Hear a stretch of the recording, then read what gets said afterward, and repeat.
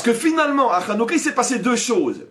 Une chose qui a nécessité l'intervention totale de l'homme, qui était sûr de leur droit, les Grecs ou les Juifs, qui sont chez eux et qui sont les envahisseurs. Parce que si déjà tu mérites un miracle, tu aurais dû demander un miracle plus naturel.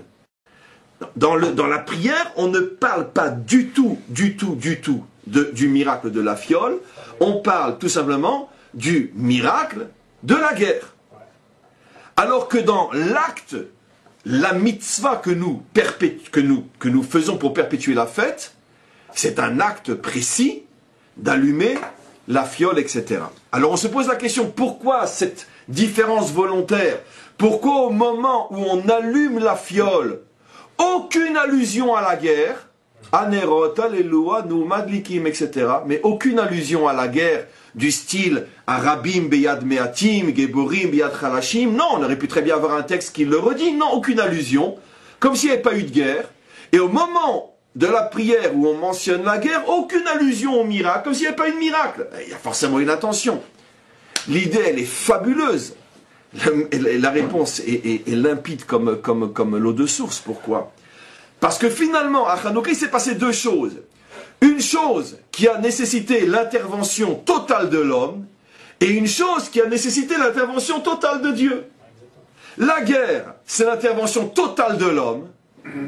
Le miracle de la fiole, c'est l'intervention unique d'Hachem. Nous, on n'y est pour rien. On n'a pas la possibilité de faire en sorte qu'une fiole brûle pendant 8 jours. Et donc, quel est le problème? C'est qu'on a les deux extrêmes qu'on n'aime pas trop chez les Juifs. Ou l'homme qui s'investit apparemment tout seul, ou Dieu qui s'investit tout seul. Comment qu'on répare l'anomalie? Au moment où nous, on s'est investi tout seul, parce qu'il n'y a pas eu de miracle surnaturel, les éléphants des Grecs ne se sont pas transformés tout d'un coup en papillons. La preuve, c'est qu'ils ont écrasé la plupart des enfants de Yochanan Cohen Gadol, qui sont morts écrasés sous des éléphants. La plupart de ces gosses sont morts. Donc il y avait de vrais morts et de vrais vivants et de vraies guerres. C'était pas la traversée de la mer. Mais ils ont quand même gagné. Mais comme justement c'était une vraie guerre et qu'ils ont gagné au prix de milliers ou de dizaines de milliers de morts, mais bien sûr, il y a eu des dizaines de milliers de morts parmi nous, mais on a gagné. Mais le problème, c'est que cet événement de la victoire, avec tout le respect qu'on doit à nos pères, il n'a rien d'extraordinaire. Les Afghans ont fait la même chose avec les Russes. Les Vietnamiens ont fait la même chose avec les Américains. Les Tchétchènes font plus ou moins la même chose avec les Russes quand ils s'aventurent en Tchétchénie. Et de toute façon, je veux dire, les résistants ont toujours gagné partout. D'accord? Donc il n'y a rien d'extraordinaire. Quelle différence entre la victoire des Vietnamiens contre les Américains, bombardés au napalm? Ils ont quand même foutu les Américains dehors. Pourquoi? C'est un principe fondamental. Dans une guerre, on le sait, à moyen long terme, c'est pas là que ça se décide, c'est là que ça décide. C'est pas la puissance du bras, c'est la puissance de la volonté. La volonté, c'est l'arme la plus décisive dans un conflit. Et la volonté est toujours du côté de celui qui est sûr de ses droits. Donc les Vietnamiens sont sûrs de leurs droits, les Américains sont des envahisseurs. Les Afghans sont sûrs de leurs droits, les Russes sont des envahisseurs. Et donc automatiquement, qui va gagner à long terme, après de terribles souffrances? Mais qui va gagner? Forcément ceux qui sont sûrs de leurs droits. Qui étaient sûrs de leurs droits? Les Grecs ou les Juifs? Qui sont chez eux et qui sont les envahisseurs? Les Juifs sont chez eux, donc ils ont gagné. Donc il n'y a rien d'extraordinaire. Ça veut dire qu'aucun peuple va considérer ça comme un miracle. C'est tout simplement le résultat du travail de l'homme. C'est pour ça que nous, les Juifs, on dit non, c'est vrai. Oui, mais sans Hachem, malgré tout, ça n'aurait pas marché.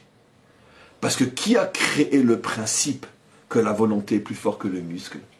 C'est Hachem qui l'a créé. Qui fait que le médicament soigne? C'est Hachem qui l'a créé. Mais c'est pas Dieu qui m'a soigné, j'ai pris un médicament. Oui, mais qui a créé dans le monde la possibilité qu'un médicament soigne? Donc dis-lui merci.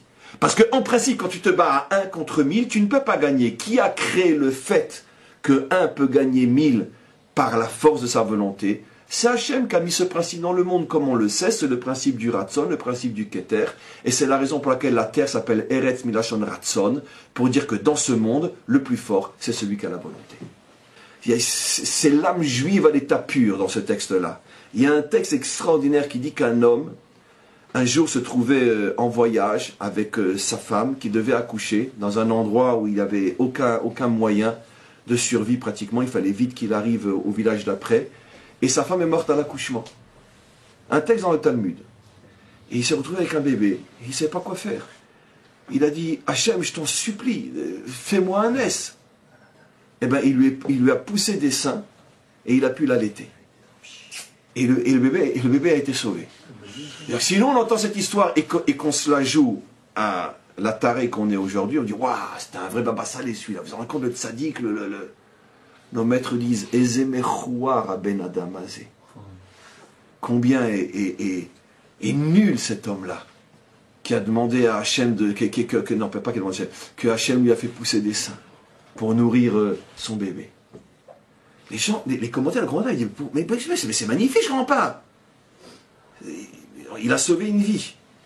Vous savez ce que les commentaires répondent? Parce que si déjà tu mérites un miracle, tu aurais dû demander un miracle plus naturel, moins visible, du genre que tout d'un coup une caravane de bédouins passe. Dans un désert, c'est possible que des bédouins passent. Et comme par hasard, ils ont du lait de chèvre ou du lait de chameau, peu importe. Ça aurait été un miracle plus proche de la nature. Ça, c'est juif. Mais des seins qui poussent à un homme, ça, c'est pas juif. Pourquoi? Parce que c'est trop miraculeux. Nous, on n'aime pas ça.